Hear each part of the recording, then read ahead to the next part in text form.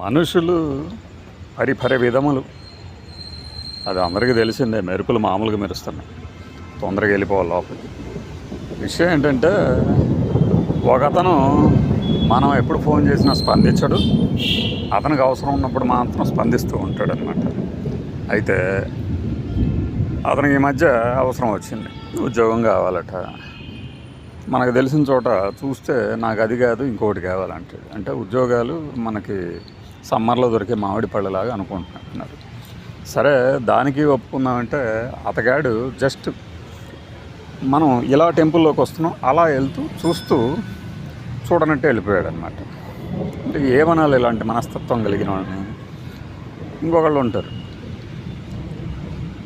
మనము అడగటం ఆలస్యం అబద్ధం చెప్పేస్తారు, ఊర్లో లేను అంటారు. వాళ్ళు ఏం చేస్తుందో మనకు కనపడతానే ఉంటుంది మళ్ళీ ఏదో రూపంలో.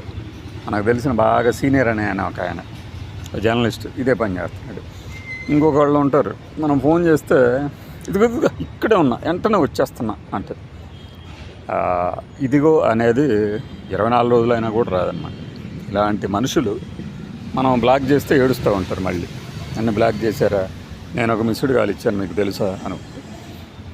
నువ్వు ఒక మిస్డ్ కాలే ఇచ్చావు, నేను 24 మిస్డ్ కాల్స్ ఇచ్చా నీకు అని చెప్పాల్సిన అవసరం ఉందా? ఇంకొంతమంది ఉంటారు, కరెక్ట్గా 3 బయలుదేరకూడదు అంటారు జ్యోతిష్యులే, వీళ్ళు మాత్రం ఎక్కడికి వెళ్ళినా 3 బయలుదేరుతారు.